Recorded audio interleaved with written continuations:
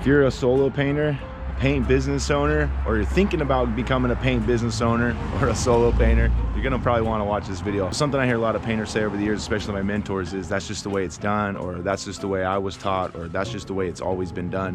But nowadays, I've been learning to don't be like that. Don't be complacent to new methods, because recently I've been adopting new ways of doing things, and some of the things are really helpful and speed up production, and other things just seem kind of ridiculous.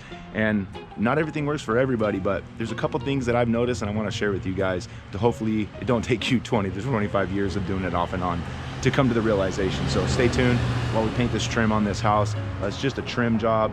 We're not doing any of the body.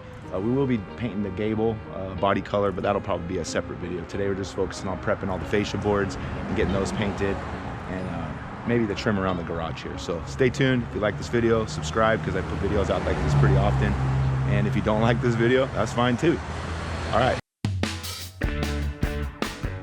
So it's funny to me when I'm cruising around on Facebook, looking at the different painter chat rooms and stuff like that, like Paint Life. I'm sure a lot of you guys watching this are subscribed to the Facebook Paint Life group. The thing that gets me the most is so many people are so adamant about how to do certain tasks. And it's really doesn't work out that way, because a lot of people say, hey, you always cut and roll, always cut before you roll.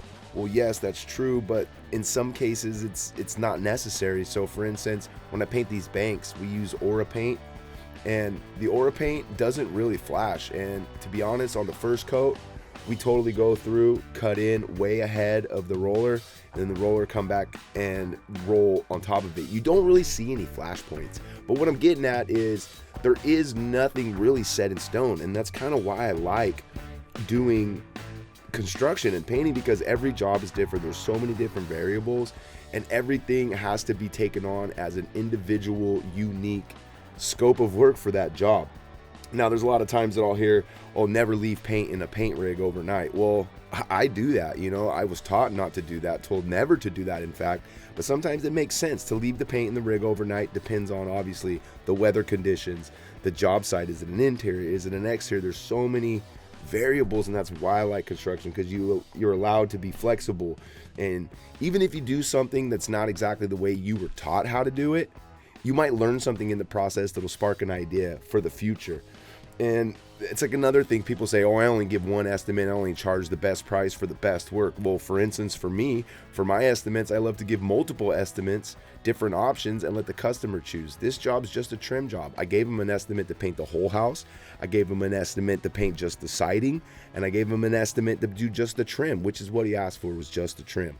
So it just goes to show that every job is different. Real quick shout out to today's sponsor, Jobber. I use Jobber to send out all my invoices, all my estimates, collect payments, schedule jobs. It's really a pretty powerful software. It's available on your mobile, and you can use it on desktop as well.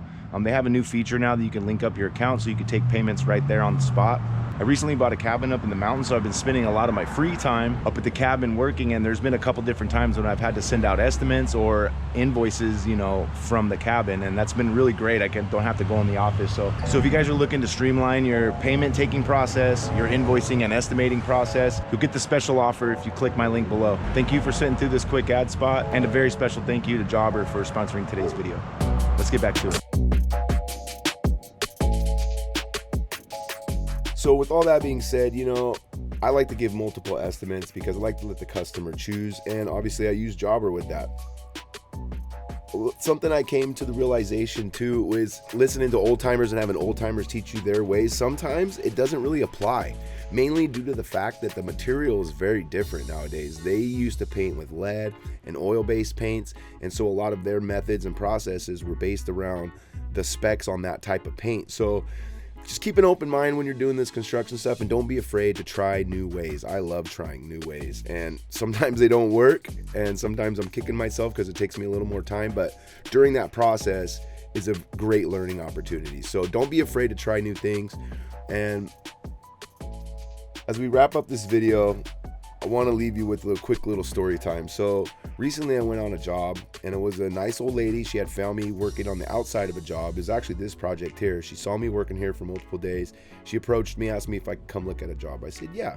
Couple weeks go by. She reaches out to me and wants me to go by. Now, during the estimate, She had complained about every other tradesman that she had in there. She said she got the gazebo built. She was unhappy with the workmanship. She got some concrete done. She hated the way that how long it took them and how messy they were. She got our kitchen remodeled. She hated the product.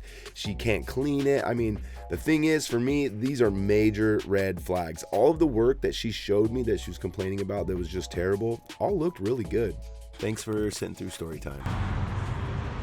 All right, thanks for watching the video. Don't forget to like and subscribe. Thanks again, Jobber, for sponsoring today's video. Thank you guys for watching.